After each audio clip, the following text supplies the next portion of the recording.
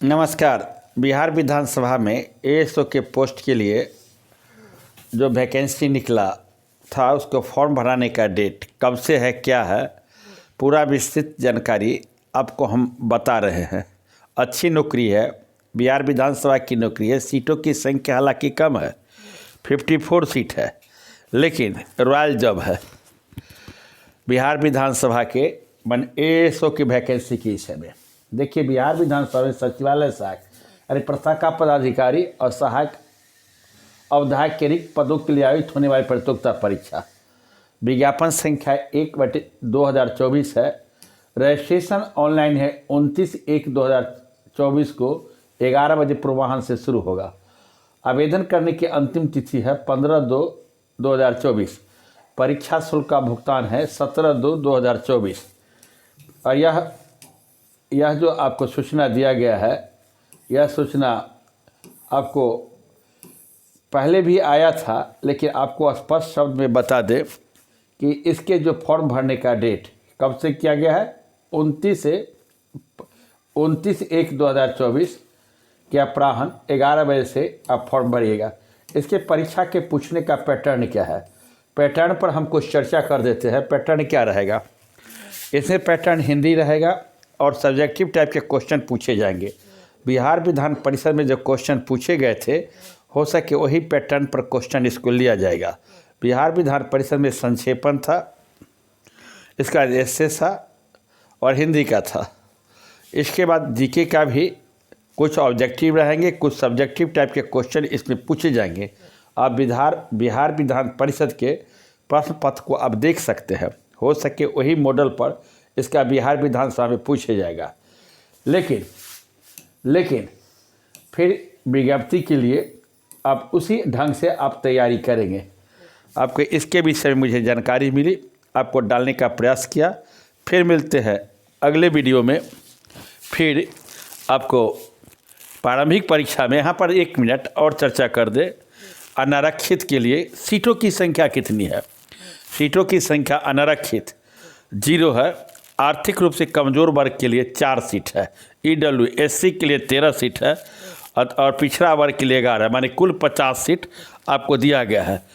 कोटि बाई सीटों की संख्या आपको 50 सीट दिया गया है। वंचित योग्यता माने जो स्नातक किए हुए व्यक्ति हैं वह व्यक्ति इस फॉर्म को भर सकते हैं। और जाति प्रमाण पत्र देना है, अस्थायी निवासी प्रमाण पत्र देना है। भूतपूर्व स्वतंत्रता सेनानियों के लिए भी यहाँ पर दिया गया है। समान प्रशासन विभाग से 12/10/17 के आलोक में दिव्यांग वरिष्ठ उपलब्धता की स्थिति के नियमानुसार 4% क्षैतिज छूट दिया गया है। इसका पुरुष के लिए आरक्षित के लिए 37 वर्ष है और जो ओबीसी के पिछड़ा वर्ग है उसके लिए आपको 40 वर्ष है। वही 2 चरणों में परीक्षा ली जाए। देखिए, परीक्षा का 2 चरण होगा। सर्वप्रथम प्रारंभिक परीक्षा वस्तुनिष्ठ और बहुकल्पीय होगा। ओमआर उत्तर पत्र पर आधारित होगी। इसमें सफल प्रार्थी फिर मुख्य परीक्षा वर्णनात्मक ली जाएगी। देखिए, प्रारंभिक परीक्षा आपको होगा ऑब्जेक्टिव, स्पष्ट लिखा है ओमआर पर। लेकिन आपको जो मेंस की परीक्षा होगा, जो वर्णनात्मक परीक्षा होगा, जो पहले चर्चा किए गए हैं, वह लिखित होगा। अगर 100 प्रश्न होंगे, लिखित परीक्षा होगा। जान लीजिए, संक्षेपण भी रहेगा। मेंस की बात कर रहे हैं, संक्षेपण भी रहेगा, एस्से भी रहेगा, जीके में वर्णनात्मक लिखित टाइप के रहेगा। नेक्स्ट क्वेश्चन आपको 100 प्रश्न प्रारंभिक परीक्षा में होंगे। इसमें 400 अंक होगी, जिसे प्रत्येक प्रश्न के लिए 4 अंक निर्धारित किए गए हैं और गलत उत्तर के लिए 1 अंक काटे गए हैं। प्रारंभिक परीक्षा के निम्नलिखित विषय होंगे: समान अध्ययन, प्रश्नों की संख्या 40। इसके बाद समान विज्ञान और गणित, प्रश्नों की संख्या 30। मानसिक क्षमता एबिलिटी यानी प्रश्नों की संख्या 30, माने रीजनिंग की बात किया गया। इस प्रारंभिक परीक्षा के दिन उम्मीदवारों को अनुवर्ती मुख्य परीक्षा में आपको बैठने के लिए अनुमति दी जाएगी। आप देखिए, प्रारंभिक परीक्षा के पाठ्यक्रम देखिए, इन प्रश्नों का उद्देश्य आसपास वातावरण जो पूछा जाता है वो ढंग के मेंटल एबिलिटी।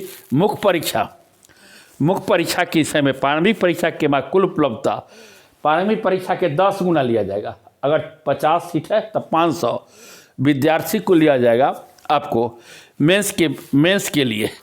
और मेंस के लिए वैसे ही लड़के आपको मेंस में भर सकते हैं। या पूरे आपको अच्छे ढंग से समझाने का मैंने प्रयास किया। अप्लाई कैसे किया जाता है, क्या किया जाता है, उसको भी मैंने चर्चा किया। तब पीटी मुख्य रूप से जान लीजिए, पीटी ऑब्जेक्टिव, मेंस वर्णनात्मक, सब्जेक्टिव टाइप के। पीटी 100 क्वेश्चन, कुल प्रश्न होंगे 400। तो इस ढंग से पीटी और मेंस लिया जाएगा। पीटी का 10, जितना सीट है सीट का 10 गुना लिया जाएगा। और वैसे मेंस में बैठेंगे। जनरल की न्यूनतम आयु 37 वर्ष। आज जो क्राइटेरिया है, आज जो आरक्षण के क्राइटेरिया है बिहार सरकार का, उस क्राइटेरिया के तहत दिया जाएगा। फिर मिलते हैं अगले वीडियो में। जय हिंद, जय भारत।